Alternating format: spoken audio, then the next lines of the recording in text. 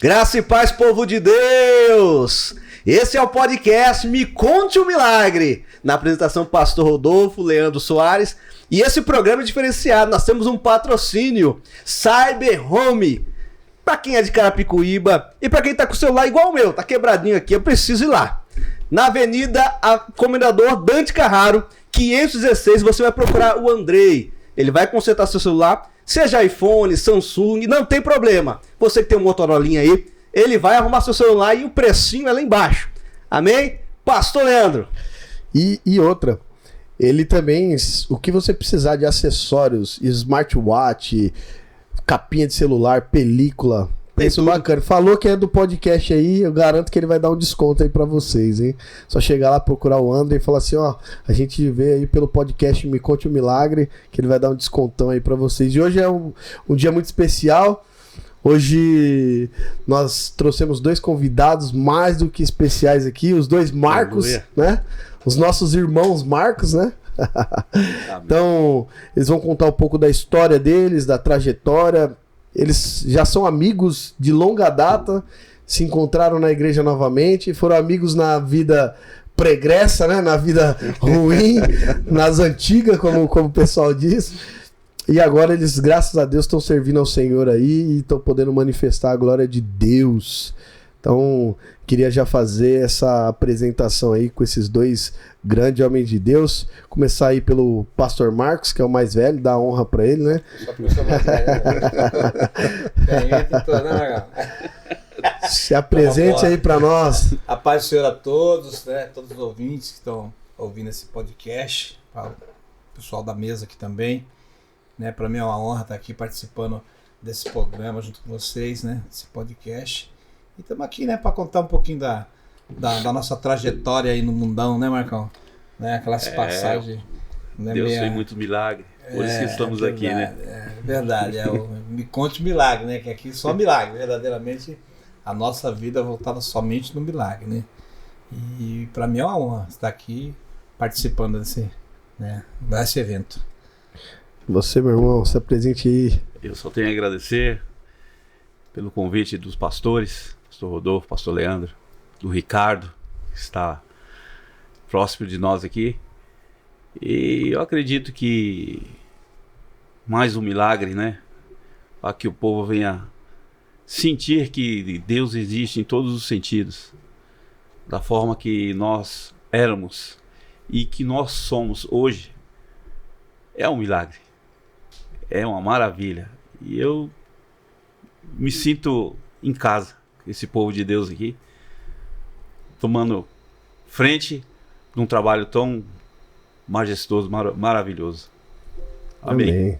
Amém. E aí a gente começar aí contando um pouco da história de vocês. Sei que vocês têm uma história aí, uma história bem longa, né? A gente não vai conseguir contar tudo. A gente juntou para vocês contar um pouco da história que vocês têm até em comum, né? Também. Porque depois, em outra oportunidade, a gente vai trazer vocês para poder contar aí. Porque é muito milagre num homem só, né? É muito milagre num homem só. Milagre, muito poder de Deus também, né? Que é derramado sobre a vida da gente. Depois da transformação, Deus verdadeiramente toma conta da nossa vida e nos guia, nos instrui, ilumina o caminho. E isso é de uma forma verdadeira.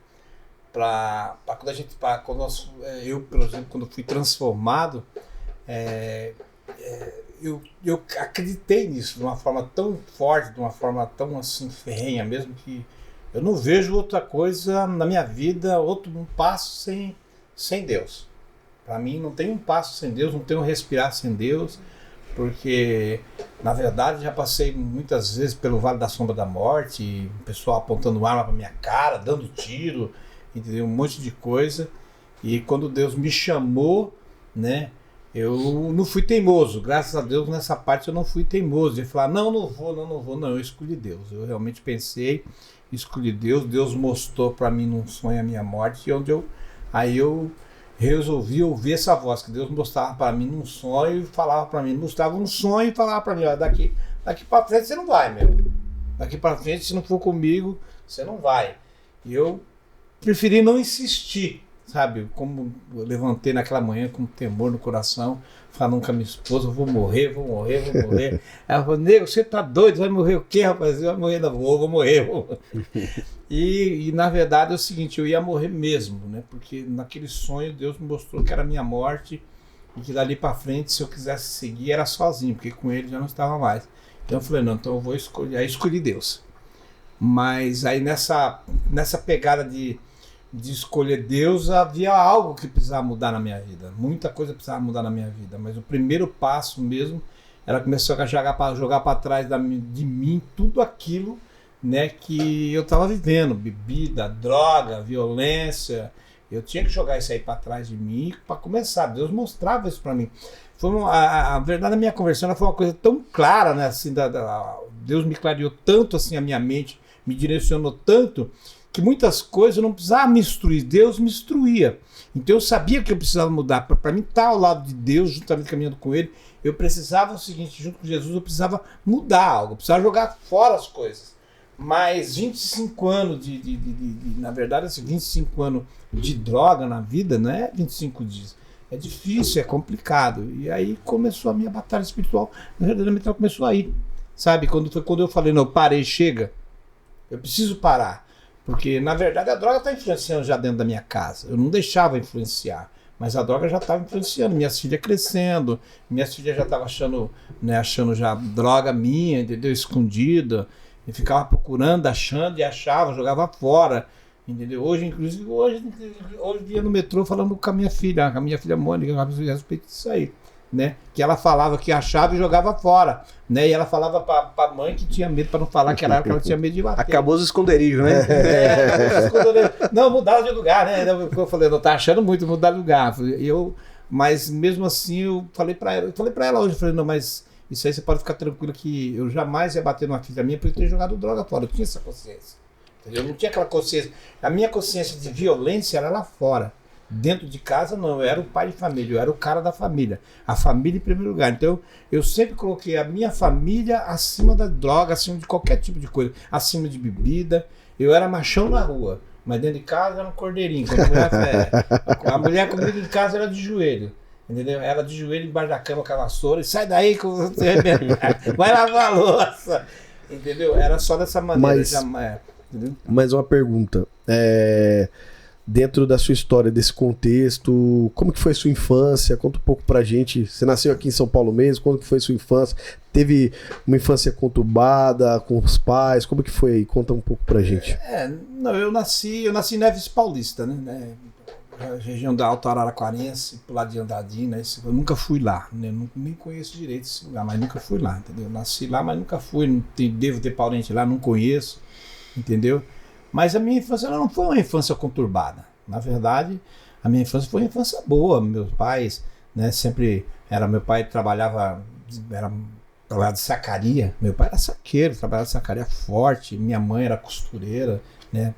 Houve os momentos que eles trabalharam na roça. Eu também não posso dizer que eu não me lembro, mas quando meu pai trabalhava com sacaria, minha mãe trabalhava de costureira, sempre dava tudo pra gente, procurava dar tudo, não dava tudo porque não podia, mas sempre procurava dar tudo. E eu fui crescendo dessa maneira. O problema é que é o seguinte, como eu digo hoje, né? Se tivesse condições de as mães estar vivendo junto com os filhos durante todo o dia, o pai ganhando um salário suficiente para poder sustentar a casa, né, com dignidade, a mãe não precisaria trabalhar. E é isso que faz, e é isso que alimenta, na verdade eu vejo, isso que alimenta o crime. Por quê? Porque o pai precisa trabalhar, a mãe precisa trabalhar. Tem que deixar um filho de 5 anos, um filho de 4 anos, um filho de 10 anos, tomando conta de 2, 3 mais crianças pequenas. E as crianças, o grande, ele não se contenta, ele vai pra rua, empina pipa, ele vai fazer um monte de coisa. E é justamente aí que está o perigo. Porque comigo foi dessa maneira. Meu pai e minha mãe trabalhavam, dava as tarefas de casa, a gente cuidava das tarefas de casa, lavar a louça, limpar a casa, essas coisas. Cada um, nós éramos em 4 irmãos, e cada um cuidava de uma coisa dentro de casa, né? E o que acontece? Aqui terminou as tarefas, na televisão não tinha naquele tempo uma programação boa o dia todo, então rua. E na rua você vê muita coisa, eu via muitas coisas, eu via que malandro era cara respeitado, as menininhas ficavam tudo no pé dos caras, não, entendeu? Aí eu falei, pô, eu quero ser igual aquele cara, meu, armado com 38 na cinta, o cara não é bonitão não, mas as menininhas chegam junto, eu quero ser também, que eu não sou bonitão, mas com... E dessa maneira eu fui alimentando isso na minha mente. A verdade foi essa, eu fui alimentando isso na minha mente e comecei a copiar aqueles caras, entendeu? Aqueles caras maldosos, entendeu? Os caras que eram malandros, fumavam uma maconhinha, né? Cocaína naquele tempo era difícil, não era igual hoje, mas, entendeu? Tinha, mas era bem difícil para você ter um contato mais fácil, você precisa ter muita grana. E naquele tempo era mais maconha mesmo, só que a maconha é violenta também. Com quantos anos, mais ou menos, você começou? Em torno de uns 14 anos, 13 para 14 anos, que eu comecei a fumar maconha. Com 14 anos de idade. E eu era um dos poucos, eu fui um dos poucos menores que se envolvia naquele tempo, porque naquele tempo o menor não ficava no meio de adulto. Os adultos fumavam e é o seguinte, chegava perto do menor, o moleque chegava perto e deu, ô moleque, vai embora que nós estamos fumando, vai, sai daqui, vai. E tocava e batia mesmo, né? E batia mesmo, entendeu? Os adultos. E eu fui um dos poucos que consegui, acho que não sei, os caras foram com a minha cara, o capeta já tinha que fazer essa obra maligna na minha vida, os caras me davam. Deixava eu fumar com eles. Deixava entrar na roda em si. Exato, e fui aprendendo, dessa maneira eu fui aprendendo e fui crescendo, e eu fui copiando, porque eu queria ser igual aos caras. Eu achava legal, os caras falavam moromeu, qual é que é, andava gingando, e aí, mano, e tal. Não era mano, era outra gíria que tinha, né? Era truta? Não era nem. Ele vai tentando lembrar os mais antigos, mas eu não consegui vencer dessa vez. Ele é mais antigo que o mais antigo que eu conheço. É quando você queria chamar um cara de burro, você chamava o cara de fariseu, ou seu fariseu, ou seu otário, entendeu? Como é que é? Tinha uns outros apelidos estranhos que os caras colocavam, entendeu? Mas era tudo meu que. Camarada. Tudo na Entendeu? Esse negócio de parça. Eu só lembro até a época do moromeu. Moromeu, era tudo moromeu. Não sei o que, moromeu. Cara, que nada, moromeu. Aquelas briguinhas. Ela, sabe, então pra mim aquilo era divertido, entendeu? Eu estudava, né? E aí você vai pra escola também, você vê o exemplo dos caras, os caras tá lá, só quer namorar e fica cabulando mal. Eu falo, pô, isso é legal, também quero ser igual esses caras aqui também. Só se pegava um mau exemplo. Só, né? Porque você já tinha copiado um mau exemplo, que era um cara que andava lá, com um revólver na cinta, falando moromeu, qual é que é, dando tiro nos outros, roubando, fazendo um monte de coisa. Você chegava na escola, você ia copiar o que? Os bons? Você não copiava os bons você falava, é Loki, os caras falavam, esse Loki aí. Lembrou? Esse Loki aí, fica aí, porque aí você era o espertão da turma. Na verdade, você chegava lá no meio, em terra de cego, quem tem um olho é rei, né, mano? Então você falava moromeu mais bonitinho, com mais respeito, os caras falavam, isso é malandro, né? Então chegava os caras, ficavam com medo de você. E na escola foi a mesma coisa, eu fui desenvolvendo isso aqui. E eu vi os caras cabulando aula, na verdade quem me ensinou a cabular aula foi meu falecido irmão. Ele falou, não, eu vou cabular. Eu falei, não, então eu vou também. Ele falou, não, senão eu vou contar pra mãe. Eu, então vamos, vai, mas não fica mexendo. E eu fui até, ele foi namorar e eu fui lá, fazer o quê? Cara, o que eu tô fazendo aqui, vir estar lá dentro, né? Foi precisar arrumar uma namorada também. Aí comecei a arrumar uma namorada e foi desenvolvendo esse tipo de coisa, foi crescendo dentro de mim. E já não foi crescendo coisa boa. E essas coisas foram se aperfeiçoando, entendeu? E daí da maconha, aí já foi pra cocaína. Você vê que começa tudo, né, pastor? Começa tudo. Às vezes a gente vê o fruto, né? Lá na frente, quando já tá jovem, já é adulto. E a gente acha o quê? O cara que teve essa escolha. Mas na verdade é uma rede de influência, né? Do local onde às vezes nós estamos inseridos, daquilo que a gente vê. Claro que isso não é uma regra exata, né? Não é uma ciência exata, assim, sempre será assim. Mas que isso acaba tendo uma forte condição. Ela tem. Muitos na realidade vem dizendo assim, eu passava necessidade, meu dia foi muito difícil, eu entrei pras drogas, pra criminalidade, pro tráfico, algo assim, porque eu tinha uma vida muito difícil, eu queria ter um tênis, queria ter algo. Não é o caso do pastor Marcos. Diz que, né, sempre teve uma vida boa ali, sustentável, tranquilo. Sempre. Não era rico, mas tinha uma vida tranquila, nunca passou necessidade. Então não foi isso que te fez de roupa, entrar. Meu pai me levava lá e tal, pra gente comprar. E os meus irmãos, você vê, meus irmãos nunca fumaram maconha, pô.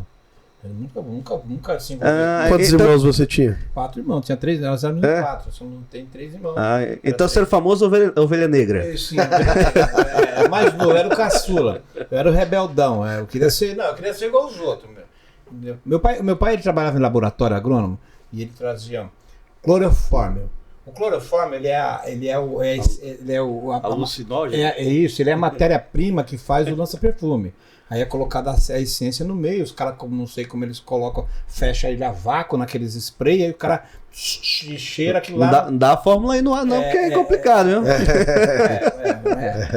Eu lembro que você já me Não deu tem uns nem, vídeos acho, eu daquele acho lá que pra não tem nós. nem que prende, cara. Enroiava o lenço e... Isso, Agora seguir com ele. Aí os caras falam que é o cheirinho da Loló. Cheirinho da Loló. O artista fala muito que é o cheirinho do Loló, entendeu? Então é o seguinte, aí você vê, e meu pai trouxe um litrão, porque ele trouxe pra tirar umas manchas de roupa, aquilo lá tirar mancha é bom pra tirar mancha de roupa, entendeu? E um dia ele falou pro meu irmão assim, ele falou, ó, toma cuidado disso aqui, ó, vou deixar isso aqui guardado, isso não é pra mexer não, que isso aqui é perigoso, isso aqui deixa o cara doido, tá, não sei o que. Eu já fumava maconha, ele não sabia. Eu falei, será, meu, que deixa o cara doido? Aí meu pai, porque o cara cheirar isso aqui, ele acabou de virar as costas, eu fui lá, já roubei um vidrinho e fui cheirar, e o negócio era doido mesmo. O negócio era doido, pensa, um negócio doido, eu cheirando aquilo lá, rapaz, eu ia pra baile. Só que chegou uma época que eu chegava quando dava mais ou menos umas 10 horas, 11 horas, onde eu tivesse, eu tinha que voltar para casa. Me dava uma dor de cabeça tão grande. Aquilo que você colocava nesses copinhos descartável, ele derretia o fundo. Sim. Entendeu? Ele derretia o fundo. Então você imagina o que fazia no cérebro de um moleque igual eu. Até aquela época eu já tinha passado, eu já estava com meus 14, 16 anos, já com 16 anos, já estava já bem batidão já no meio da malandragem. Meu Deus. Já era respeitado no meio da malandragem, os caras olhavam pra minha cara e falavam, esse moleque é meio doido, e os caras não mexem não, que eu sou meio doido mesmo, entendeu? Então, você vê como é que é esse, na minha vida, e eu vi muitos amigos meus também, tudo, sabe, sendo direcionado através das influências, entendeu? Das influências. Porque a influência ela conta muito, principalmente na infância. A idade maior, a idade de maior perigo para esse tipo, para se envolver com esse tipo de influência, é justamente dos 13 até os 17, 16, 17 anos mais ou menos. Porque é o seguinte, é o momento que você se acha que você tudo é certo, seu pai fala pra você, ó, não faça isso que tá errado, você que nada, você vai é xarope, tá certo, só deu errado pra ele, pra mim vai dar certo. E você vai sempre sentido, vai na contramão do conselho do seu pai. E foi o que eu fiz. Entendeu o que eu fiz? Porque eu achei que era bom, né, meu? Era o cara. Era um molecão sabido, conheço um monte de malandro, falei que nada, era sabido, eu sou sabido. Meu pai que acha que eu sou trouxa, tá entendendo? E meu pai, vai estudar. Entendeu? Vai estudar para você ser alguém na sua vida por causa disso. Não, tá bom, pai, vou estudar assim. Mas eu sabia que eu nem entrava na sala de aula. Aí eu falei, sabe uma coisa? Vou parar. E falei, vou parar porque eu vou trabalhar. E parei de estudar para começar a trabalhar. Entendeu? E aí comecei a trabalhar. Graças a Deus, nunca tive o perigo de roubo, né?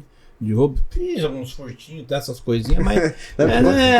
Conta melhor a história. A gente tem que ir com calma. Com calma. Esse aí a gente vai deixar pra daqui a pouco, porque vocês têm uma história junto, né? Agora eu quero vir do Marcão aí. Presbítero Marco. E olha que nós não chegamos na época que nós conhecemos, né, Marco?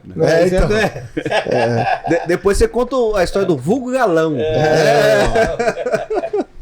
Muito tempo a gente se conhece e eu conheci ele, Marcos e mais o vulgo era Galão, na Vila Creste. Era Galão ou era Nenê? Ele teve um monte de apelidos, né? Uns chamavam de Nenê, os mais, né, o mais próximo ali, ao redor dele ali, os vizinhos, e os outros que a gente, o Galão, tá o Galão, tá o Nenê lá embaixo, tá? Mas tudo bem.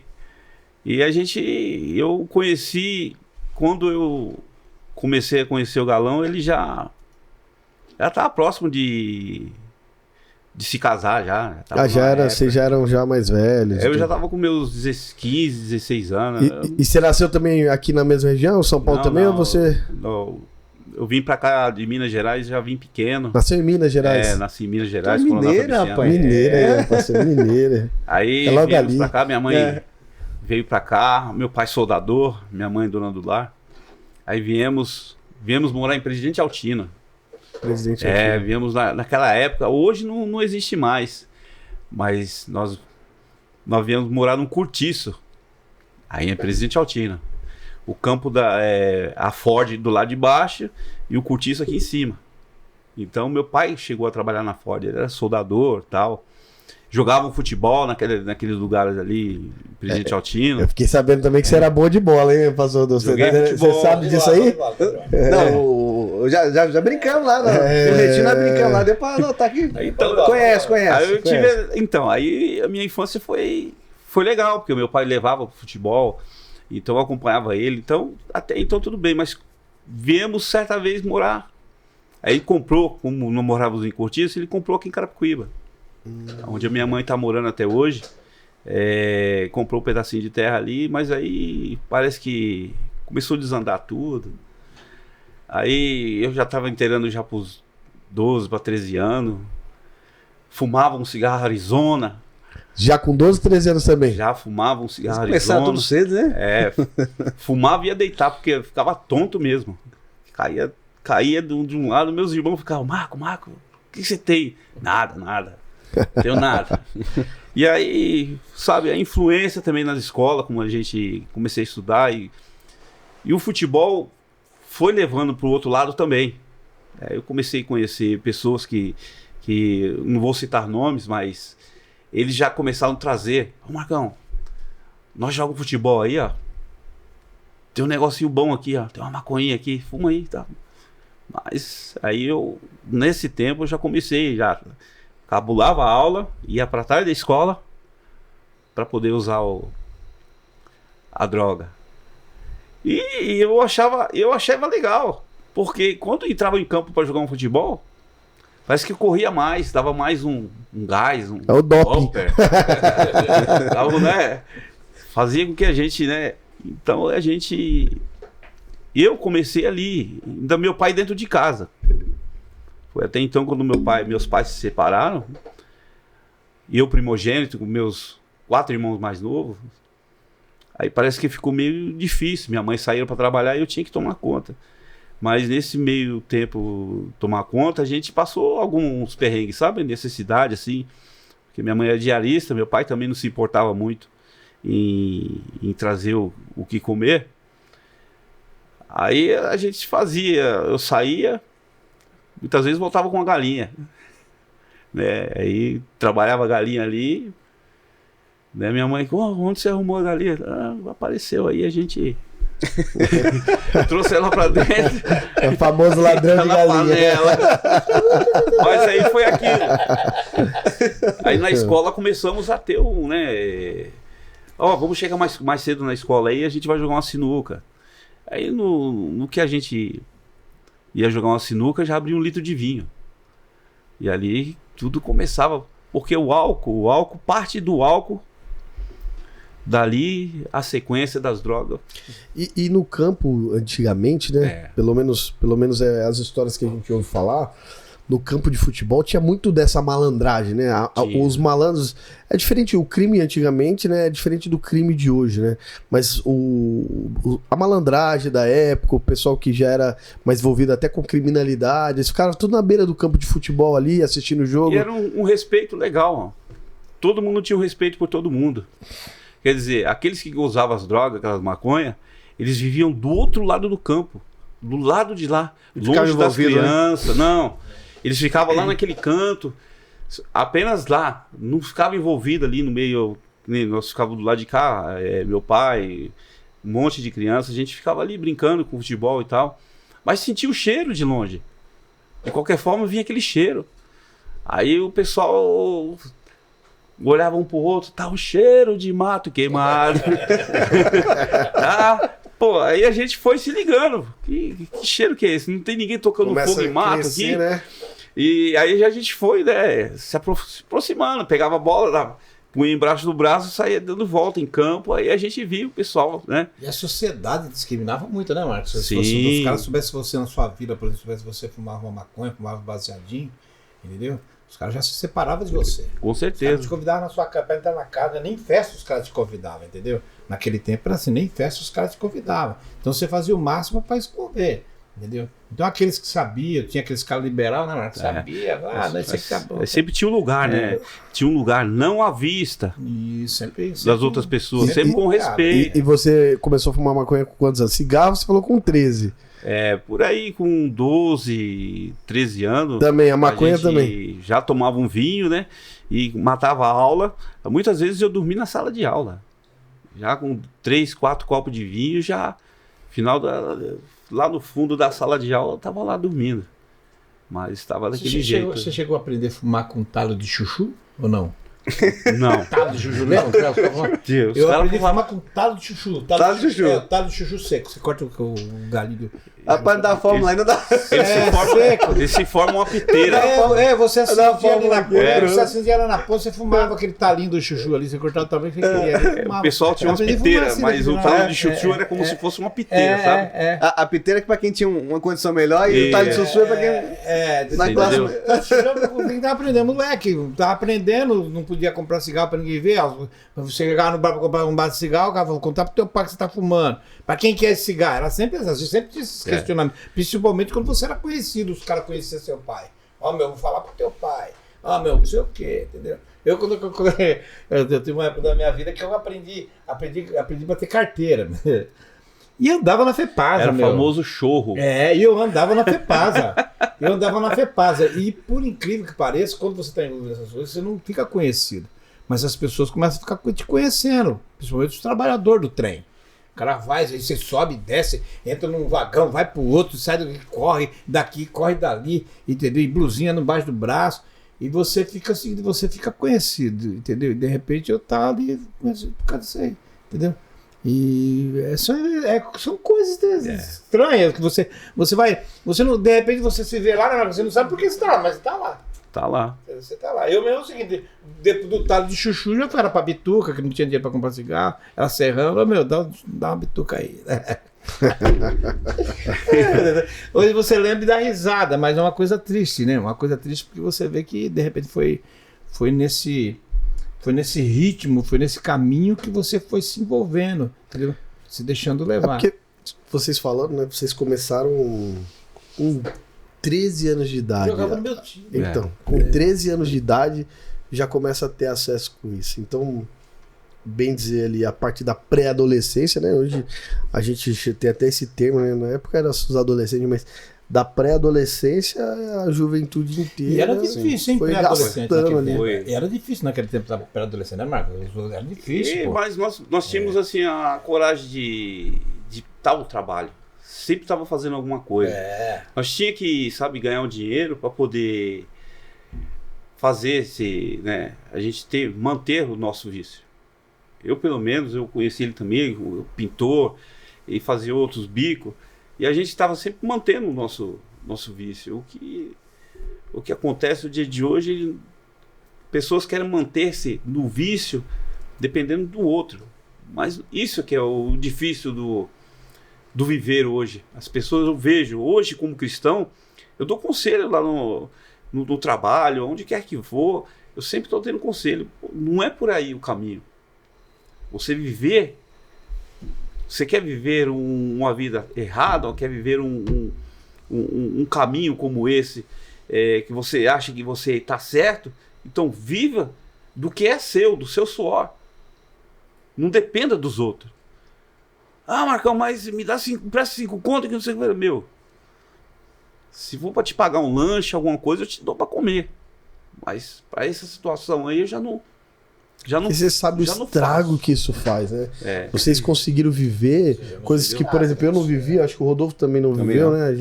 Semana passada a gente até contou um pouco, né, da nossa história, dos milagres que aconteceram na nossa vida, mas a gente não conseguiu ter essa vivência disso. Então já é um mundo que vocês conheceram que nós não conhecemos. Né? Mas o que a gente olha para trás é que conhecíamos muitos. Como conversei com ele outro dia, você lembra quando eu conversei com você? Se as pessoas tivessem conhecido o Evangelho, talvez Deus não teria, né, amenizado essa situação, não sei, ou é tempo deles, porque muitas vezes a morte não vem por conta que é Deus que levou. Muitas vezes as coisas acontecem porque Ele procura. Abreviar o tempo, né? Você entendeu? Acabou abreviando e... Acaba antecipando a ida. Como muitos que andavam com a gente, como eu já, na própria igreja que eu dei um testemunho, que nós fazíamos arrastão ali, na Inocêncio Seráfico, para chegar lá no salão, no Speed, para a gente poder todo mundo entrar. Às vezes a gente chegava não era com dinheiro, não, era com um saco de moeda. Saía levando tudo que vinha na frente. Essa reação vocês faziam de faca, de arma? Na mão grande, Na mão- porque nós É andávamos, mesmo? não era 2, 3, não, era 5, 10. Era um bando mesmo. Uma quadrilha formada aí. entendeu? E quantas vezes Deus nos livrou a gente da morte? Eu mesmo fui livrado de uma morte. Na época, em Carapicuíba, o rapaz passou, era o número do colega, do cara que estava conosco. Era o número do Eduardo. Certinho, tirou toda a roupa, trocou e foi bem ali próximo da caixa d'água. E nós descendo. Daqui a pouco nós vimos um SP2, uma Brasília, um Fusca, tudo descendo. E nós descemos correndo ali porque o negócio ficou estreito. E nesse meio tempo, como corria bem, o SP2 ele me procurou. E estavam em 4 dentro. Que é 2, o motorista e o carona, e 2 em cima. Era com facão e armado. Para tirar a minha vida, porque eu fui, os outros correram para Coab, os outros desceram ali pro lado sentido Vila Crete, a prefeitura, e eu desci a Inocêncio toda. O antigo Santa Clara, eu fui parar ali. Porque ali tinham 2 rapazes conversando no portão, e de frente à casa deles tinha a igreja Deus e Amor. E essa igreja Deus e Amor, o fundo dela dava acesso à Coab lá embaixo. E ali eu me escondi. Parece que o pessoal que veio atrás de mim conhecia o dono da casa. Ô, seu fulano, tem um rapaz aí que tá fazendo atrapalhada aqui, ó, assaltou um dos nossos aqui e tá escondido dentro da sua casa. Aí o senhor me viu, porque eu estava num como é que eu posso dizer, num cercado assim, num jardim. O jardim estava na minha frente, eu estava escondido atrás do jardim deitado. E o senhor fingiu que não me viu. Não passou aqui não. Mas qualquer coisa, se ele aparecer por aí, o senhor nos avisa. Depois esse senhor ainda falou para mim assim: o que você está acontecendo? Eu falei: não, eu estou descendo aí, eu estou vendo o pessoal correr, eu estou descendo também correndo. Mas por que? Você trabalha? Eu falei: trabalho, a minha carteira profissional está aqui, ó. Ele olhou a minha carteira profissional, estava lá registrada. Sabe que uma das coisas a gente não precisa, a gente vai porque está no meio. Aí ele falou para mim: tá vendo essa igreja aí? Se você pular o muro dessa igreja aqui, você sai lá embaixo na Coab e você está em casa. Eu olhei bem para a igreja assim, era Deus me chamando. Venha, meu filho. Ou seja, você pulou pra dentro da igreja, você tá em casa.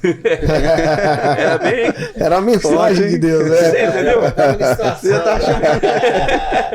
Mas aí o que aconteceu? Eu fui, mas acabei voltando pro centro de Carapicuíba. Peguei o ônibus e voltei para casa. Naquela noite eu acho que eu não dormi. Foi tremendo. Foi tremendo. Se eles te pegam. Só facãozada. Porque eu tava correndo bem, né? Só facãozada. 14 para 15 anos, corria bem. Jogava futebol, tava louco. A verdade é que ele podia correr bem, né? Podia estar no auge da sua juventude, mas tudo nós podemos olhar foi a misericórdia de Deus. Já era Deus guardando, né? É a mão do Senhor. Porque nos dias de hoje as pessoas, se vê a situação como essa, ele entrou, mesmo que conhece quem tá ali, Podia eles ter vão denunciado. invadir e vão buscar. Mas não, ali houve um respeito para aquele morador, né? Aquele morador, os 2 rapazes que estavam no portão conversando, eles negaram a falar que entrou alguém ali. E o senhor saiu, ele foi e falou: não, aqui não tem ninguém, que não sei o quê. E eles foram embora. Bom, ali eu soube depois que ali tinha um policial entre eles. Claro que é arrastar para outro lugar, e, né? Mas pela honra e pela glória do Senhor, eu tô Amém. aqui. E já teve alguma história de vocês dois aí pra contar pra gente que vocês viram junto aí? Mas nossa, quando eu conheci, na verdade, quando eu conheci o Marcos, eu já tava assim, já um pouco mais avançado, porque eu já sempre fui mais velho, né, Marcos? Sim. Já tava um pouco mais avançado assim no conhecimento, com malandragem, essas coisas. E eu conheci o Marcos, é o seguinte: eu chegava em casa e eu ia tomar minha cerveja e minha cachaça no bar. E pegava minha filha e subia com ela. Por que minha filha? Porque com ela eu conseguia disfarçar para fumar meu baseado, né? A mulher não deixava sair de casa sem a filha. E a rua que eu passava, ficava o Marcos, mais uns 5, 6 caras, tudo ali sentado, né? E tudo ali conversando ali. E eu passava, praticamente ali, era como se fosse a casa deles ali, né? E eu passava com a minha filha. Só que eu passava com a minha filha fumando baseado, mas eles não viam, porque eu escondia o baseado. Eles não viam. Eles sentiam o cheiro, mas não sabiam quem estava fumando. Depois que eles começaram a desconfiar, aí eu comecei a pegar amizade com eles, foi onde eu comecei a parar tudo ali. Aí já me levava mais. É aquilo, é o cigarro num dedo e o baseado no outro. Você entendeu? Você segurava o cigarro aqui assim. Você segurava o cigarro aqui assim, tá vendo? O cigarro aqui. E no meio do dedo, aqui no meio do dedo, ficava o baseado. Então você levava na boca, em vez de você levava o cigarro, você levava o baseado. E qual a idade que tinha sua filha? A minha filha era pequenininha, a Mônica tinha, acho que tinha 3 anos, mais ou menos, 3 para 4 anos, né? Que não tinha entendimento nenhum. Então eu ia lá tomar minha cachaça. Eles viam passando. E eles só sentiam o cheiro, eles não viam quem que tava fumando. Quem que tá fumando aqui? Isso tá um cheiro de maconha aqui. Depois que eles vieram me falar, quando eu peguei um conhecimento com eles, entendeu? Então nós começamos a ter essa vivência. Então mais era campo de futebol. Às vezes algumas brigas, algumas coisas que a gente se envolvia ali com outras pessoas, tudo, mas sempre uma coisa controlada, né, Marcos? Sempre uma coisa controlada. Nunca chegamos, por exemplo, embarcar no mundo crime, assim, de uma forma violenta, né? Mas o caminho era o mesmo. O que importava entre nós, um matador, um ladrão que estava indo para a cadeia, que estava na cadeia. A única diferença entre nós e eles era a distância. Era a distância, porque nós estávamos no mesmo caminho. Eles já estavam lá na frente, já estavam indo preso, já tinha matado, já tinha roubado, estava indo preso. Nós ainda não, nós estávamos ali no caminho. Então a gente tinha um. Mas no mundo das drogas uma linha de procedimento. Sempre então, era álcool, a maconhinha na beira do campo, a gente ia pro campo, domingo, no bar, jogando uma sinuca, entendeu? Então eu com o Marcos é sempre assim. E tem uma história até que eu estava contando esses dias, mas foi muito engraçado do Marcos. E, sabe essas barraquinhas, né, que eles fazem, que hoje em dia a gente vê muito em comunidade, né, aquelas barraquinhas que fica fechada, o cara abre aquele tampão pra cima assim, né, coloca um pau de um lado, um pau do outro, os caras entram embaixo ali e ficam tomando as cachaças ali, né. E o meu cunhado era um cara irritante quando ele bebia. Parece aquelas tampas de trailer hoje, né? Quando Exatamente. Né? Só que era madeira, né? Só aí era tampa grande. E era pesado, os caras colocavam um pau. E o meu cunhado bebia, ele ficava chato demais. Pensa num cara chato. Falador. E brigador, encrenqueiro também. E aí tava todo mundo embaixo daquela barraca ali, perto de casa lá. Né? Tinha um cara que tinha uma barraquinha dessa daí. E aí tava todo mundo embaixo. E o Marcos estava lá. E o Marcos é o mais grandão que maior. E o meu cunhado vai e começa a encostar naquele pau que segura a barraca. Aí o Marcão falou, vai cair isso aí, bater na cabeça da gente aí, meu. E ele já tinha dado umas balançadas, já ameaçou cair. Aí os caras, para com isso e tal, não sei o que. Aí, e meu cunhado, não, tá bom, bêbado, tá bom. E saiu de lado, ele saiu debaixo da cobertura. E encostou no pau, eles bêbado. Ele saiu, deu a volta pelo outro lado do pau e encostou. Do jeito que ele encostou, olha a cara. E o Marcão tá embaixo. Desceu na cabeça do irmão Marcos. Jesus, tem misericórdia, de dar risada. Mas é engraçado. Agora, naquele tempo foi sério, rapaz. Aí os caras ficou bravos, meu irmão, desceram a madeira. Meu cunhado, né? Meu irmão não, meu cunhado. Desceram a madeira dele, não pode descer correndo pra casa, não foi? Correndo. Desceu, saiu correndo, mas foi muito engraçado isso aí. O engraçado é que o Marcão, porque o Marcão era mais alto, a tampa caiu. Foi o primeiro. Todo mundo ficou protegido, mas ele protegeu todo mundo. Foi um cara. Então são essas coisas que a gente viveu, mas a gente estava tudo ali dentro de um propósito maligno de transformar a gente em coisas mais ruins do que a gente já era, porque na verdade é o seguinte, a gente era trabalhador, a gente bebia, a gente fumava maconha, a gente se entendia tudo, mas dentro de nós existia um gênio violento, né, Marcos? Sim, com certeza. Existia um gênio violento, porque se nós pegássemos um cara para bater, era para bater até matar. entendeu? Porque a gente batia sem dó, não tinha esse negócio, não era verdade? A gente batia sem dó. Então, dentro de nós já, o que o inimigo ele preparou a gente naquele tempo que ele tinha preparado pra gente era um gênio maligno. E já estava dentro de nós aquilo. Aquilo já estava dentro de nós. A gente se reunia, tudo, e a conversa é se pegar um, arrebento, se pegar um mato, se pegar não sei o quê. Entendeu? É sempre esse tipo de assunto. Não um assunto pela falta de conhecimento da palavra de Deus também nas nossas vidas, entendeu? Mas eu, no meu caso, por exemplo, eu não podia dizer que era falta de conhecimento de Deus. Porque quando eu conheci a religião com 9 anos. Eu fui ser coroinha da igreja católica. Eu era coroinha na igreja lá na Vila dos Remédios, uma catedral linda, muito linda mesmo, entendeu? Acho que Padre José e Padre Alfredo, eu lembro até dos padres, muita gente boa, os padres. Batia sino, entendeu? Na igreja, ajudava Era o padre. participativo mesmo. Era, eu tava não perdia uma de domingo à noite, entendeu? E aí eu só parei de ser coroinha quando falaram que padre não casa. Eu ficava na igreja, era moleque, a gente ficava moleque, ficava na igreja paquerando as menininhas lá, falei, como eu vou casar? Não ter esse privilégio, não. Então aí parei de ser coroinha. Né? Mas uma pergunta aí pra vocês dois. Vocês tinham noção de que a vida de vocês estava sendo desgastada, estava sendo prejudicada dentro desse ambiente, vocês não conseguiam ter essa visão, né? Porque hoje eu sei de uma forma clara, já vi vocês falando que, poxa, perdeu praticamente a juventude de vocês para as drogas, para a violência, para os vícios, essas coisas que perderam completamente, né? Vocês poderiam estar evoluindo, fazendo coisas boas e fluindo até dentro da vontade do propósito de Deus, mas na época vocês não conseguiam ter essa visão de que a vida de vocês estava se esvaindo ali pelas mãos. Porque a gente acabou passando por ciladas do inimigo, até próximo da beira da morte, vamos dizer.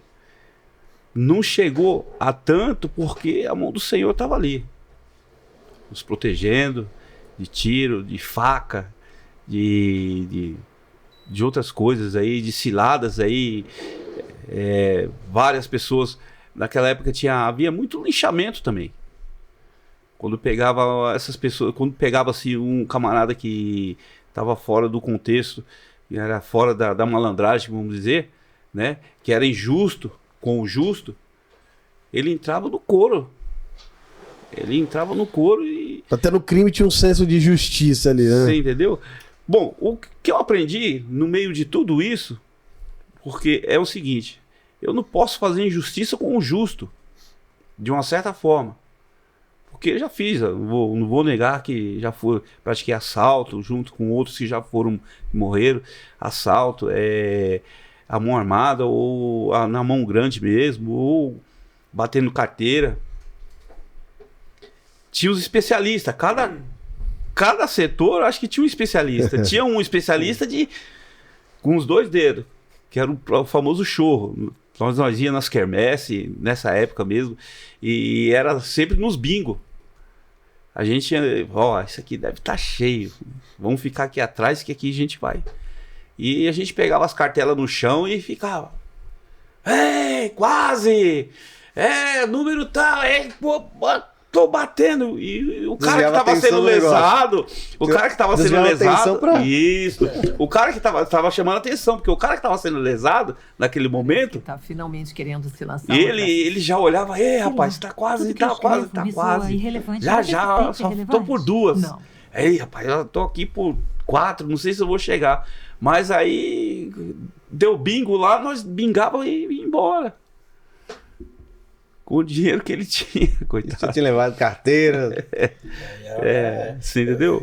Eu, na verdade, é o seguinte, pra mim era legal aquela vida, sabe? Porra, é legal, isso é da hora, entendeu? Depois que você aperfeiçoou um pouquinho, aí as menininhas já pagavam um pau, aí os caras já te respeitavam.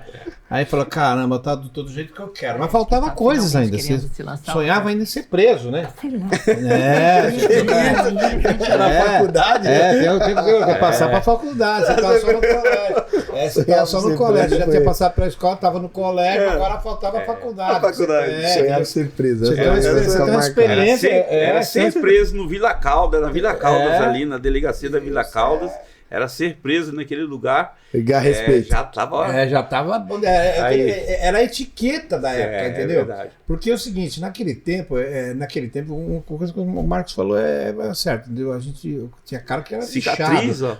Porque tinha muito o seguinte, tinha muito roubo à residência, entendeu? Muito roubo à residência. Não era cacetete de borracha, na época era cacetete de madeira. De madeira. Então, o maiorzão tomou prejuízo. O cara o policial sempre sobra pro grandão, enfiou né? a mão por fora da janela assim e bateu no primeiro, que era eu. E toma.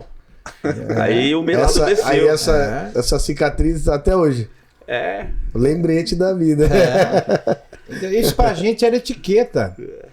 Até hoje, você vê que esses meninos que ficam nas bocadas aí, eles vão presos, depois eles estão voltando pra lá de novo. Ele vai preso, às vezes fica lá adotado pelo cara, fica aí na boca aí, eu vou dar um dinheiro pro seu. O cara fica, não, tá, e fica lá vendendo a droga. De repente vem os caras levam preso, ele vai sem tatuagem nenhuma. Depois de um 15, 20 dias, um mês, o moleque já tá com as tatuagens no braço, entendeu? Já chamando de parça e olhando pra um cara feio, fumando baseado na rua, desrespeitando os outros, entendeu? Todos. Porque essa é a sequência, entendeu, da malandragem. Se o cara não puxar uma cadeia, ele não fica considerado, entendeu? Então os caras vão ficar correndo atrás de uma cadeia. E aí quando vai preso, aí já sai contando vantagem, não sei o que. É besta, né? Bobo, o cara vai preso. O cara tá sendo preso, perdendo a honra, perdendo tudo. Sim, mas na imagem, na cabeça do cara, ele não tá errado, ele tá certo. Esse é o caminho, é a cegueira. Essa é a cegueira espiritual que Satanás coloca na vida das pessoas, que envolve ele em coisas erradas sem que ele perceba. Entendeu? Sem que ele perceba. Quando eu fui perceber, eu já estava bem avançado, já estava bem na frente já, entendeu? Aí já tava com cocaína, a juventude se foi. A última droga que eu usei foi o crack, eu não cheguei, como é que fala? Eu não cheguei me introduzir mesmo no mundo do crack, mas eu andei um bom caminho, andei mais ou menos um ano dentro disso aí, mas esse conceito de malandragem que eu tinha desde quando eu era menino, né, que não posso dar mancada pros outros, se dar mancada tá embaçado, se dar mancada vai morrer, se dar mancada vai morrer. Então, você levava um conceito, até que um conceito de respeito na malandragem. Então, você não fazia, eu mesmo deixava de fazer coisas por esse respeito que eu aprendi na malandragem. Porque quando o cara começa a fumar crack, ele perde todo esse conceito, ele vai, entendeu? O conceito de respeito. Então ele vai roubar mãe, vai roubar pai, ele rouba amiga, ele mente, ele faz de tudo para poder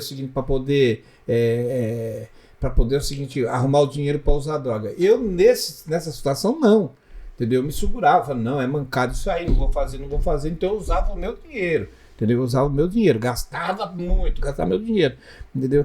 Mas já era um conceito, sabe? Já era um conceito maligno que já estava dentro da gente. Até quando ia ficar desse jeito? Entendeu? Até quando? Entendeu? Ia chegar uma época que eu ia perder totalmente a vergonha e já não ia mais querer saber de trabalhar, já ia largar minha esposa, já ia largar a família, entendeu? E até dentro desse contexto é interessante olhar o milagre, que é um milagre, né? Sim.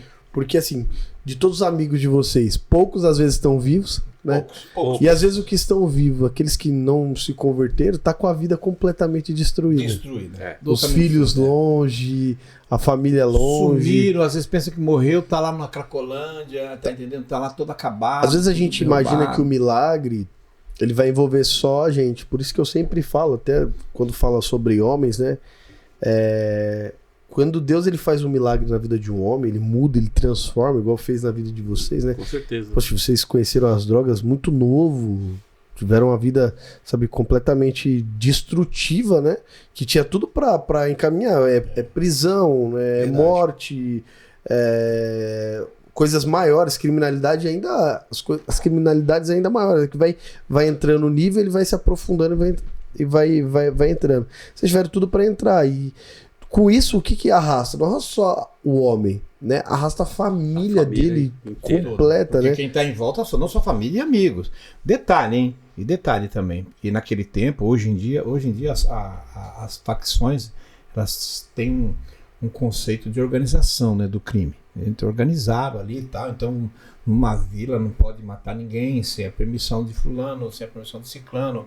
se você matar um cara lá na boca, um moleque lá na boca, é perigoso, eles vão entrar na sua casa, vai para julgamento, essas coisas. Então eles têm um conceito. Uma coisa se parou, entendeu? Que naquela época havia muito estupro, mães de família chegavam do serviço, o cara na esquina escondido, agarrava, levava para um muro, estrupava, entendeu? Invasão de casa, invasão de residência, assalto à mão armada. Hoje em dia você quase não vê isso. Falar que foi difícil, você falar, pô, o cara foi assaltado, era difícil. Mas naquele tempo não, era fácil. Então depois que houve essa organização do crime, tudo, essas coisas pararam, porque quando chegava lá morria. Mas na época não. Na época não. E o que acontecia na época? Na época você ia preso. Entendeu? Na época você ia preso. Chegava lá na cadeia, não tinha visita íntima, que nem agora tem. Não tinha visita íntima. Entendeu? Os caras estavam lá, olhava, de repente olhava, chegava lá todo bonitinho, o cara olhava pra você lá e você via você uma lindeza de mulher lá e falou, vai ser minha, e acabava estuprando você, abusava do cara lá dentro da cadeia. Então, acabava usando do cara da cadeia. Entendeu?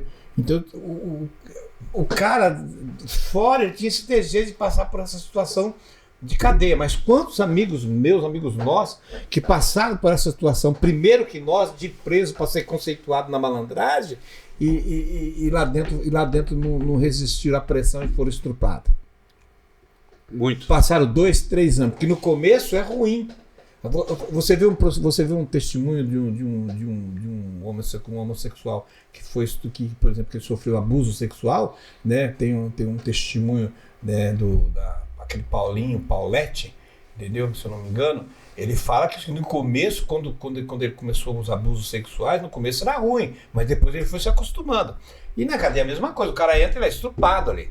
De repente ele passa uma processão, quando ele é estrupado por um cara, a cela toda, naquela cela toda pegava o cara, tá entendendo? Então, se quiser, chegava um cara mais malandro de cadeia lá, que vai respeitado, fala, não, vem pra cá, ninguém vai mais abusar com o cara, você vai ser minha mulher, e pronto, acabou, levava o cara de lado, depilava o cara todinho, e o cara ia passar 2, 3 anos, que ele era condenado ali, ele não tava de passagem ali. Ele estava condenado a 2, 3 anos de cadeia por assalto, entendeu? Sabe-se lá o que era, ele estava condenado. Então ele ia ficar 2, 3 anos ali como mulher do cara. Quando ele saía da cadeia, ele já saía como homossexual. Entendeu? Eu não sei se você chegou, tinha um tal de... como é que é? De Verinha? Tinha um tal de Verinha. Ele era batedor de carteira também. Ele chegava, Verinha, chegava todo bonitinho, né? Tudo, né? Entendeu? Passou por essa situação, foi preso, aí foi morar com o cara na cadeia por causa disso, entendeu? Então, o leque satânico que se abre, entendeu? Para esse tipo de perigo que a gente vivia, era tudo isso. De repente, em vez de você ser um malandrão, sair da cadeia, você ia ser uma mulherzinha na rua.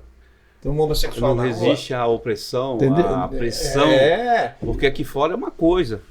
Aqui fora todo mundo diz que faz e acontece. Lá dentro mas outra. Quando chega lá dentro, tem tudo uns conformes lá dentro. Bom, o cara chegou, porque é o seguinte, o cara chegava na época dentro de uma cadeia, vinha 2, 3, você entrava com uma roupa bonitinha, um tênis, e os caras iam querer sua roupa, o tênis, para eles poderem fazer.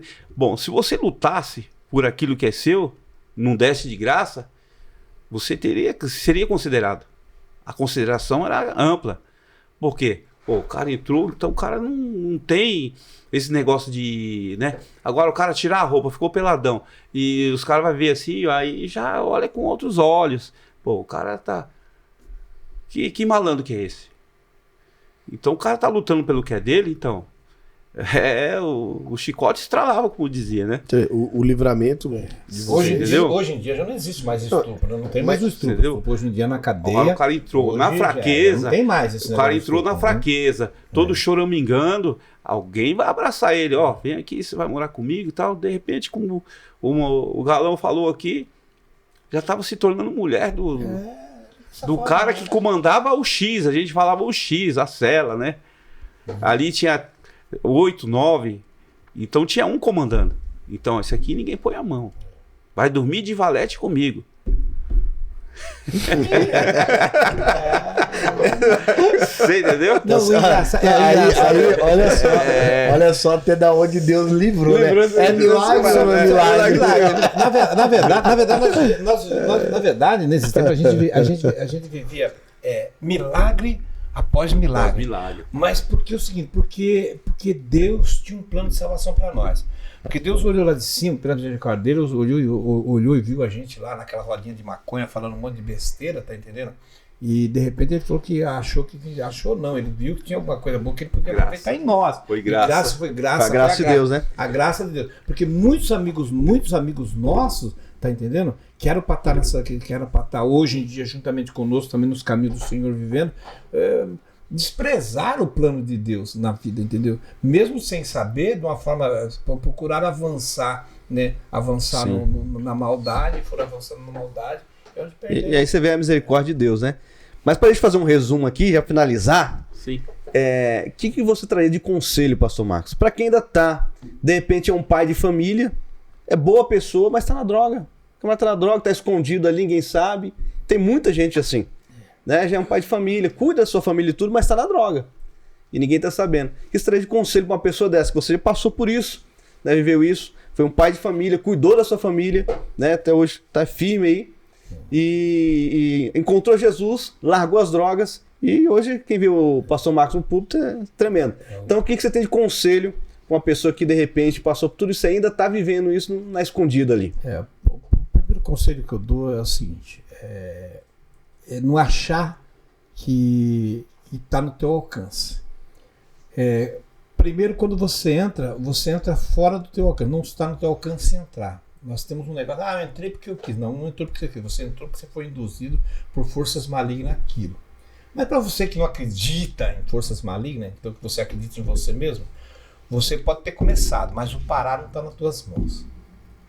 Você começou, mas o parar não está nas tuas mãos. Então o que eu aconselho enquanto é tempo? Para. Mas não dá, tenta. Porque quando eu parei, quando eu tive esse sonho que eu coloquei no meu coração de parar, que eu precisava mudar, porque eu ia morrer, senão eu ia morrer. Entendeu? Eu fiquei ainda 1 ano e pouco ainda tendo recaídas. Qual era a sua idade, mais ou menos? Eu tinha já uns 30 e poucos anos, mais ou menos, já tinha uns 35, 30 e poucos anos. Parece que está finalmente querendo se lançar. Então o maior conselho que você pode deixar é... Tudo que eu escrevo corra e pare. Pare. Não. Uma coisa que eu hoje, como pastor, eu tive experiências com pessoas que foram para a igreja e pararam. Né? Foram lá assim, pararam assim. Vocês vão entender o que eu vou falar. Ele parou hoje. Mas quando foi no outro dia, ele não resistiu. Porque o crack é uma desgraça, o crack na vida do cara. O crack. Então ele não resistiu. Ele pegou um dinheirinho ali, trabalhou, ganhou um dinheirinho, ele foi lá e gastou e fumou. E o que gerou na cabeça dele, como gerava na minha também. Isso eu falo por experiência própria, como gerava na minha. E é uma coisa que gera na cabeça de muitos, porque muitos falavam isso aí, dos meus amigos falavam isso pra mim. Caramba, eu não consigo mesmo. Não tem jeito mesmo, eu não vou conseguir. Não tem jeito mesmo, eu não vou conseguir. E no outro dia ele estava lá e desprezava, né, isso tudo que aconteceu. E comigo foi diferente, não porque eu sou melhor que os outros. Mas comigo eu falava assim, não vai dar certo. Pô, já tô de novo. Ontem eu parei.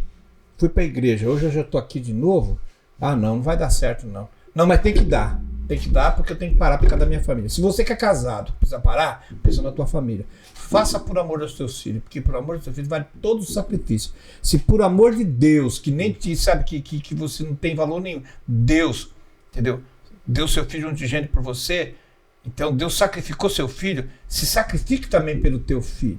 Porque o teu filho merece, teu filho precisa. Amém. Teu filho não precisa ver os exemplos seus. Você olhou para a família mesmo para a minha luta contra as drogas começou porque eu tinha um conceito. Falei isso para minha filha hoje dentro do metrô. Falei assim, filha, quando eu tinha um conceito assim, que quando a droga começasse a fazer efeito, influenciar dentro da minha casa, na vida dos meus filhos, eu ia parar.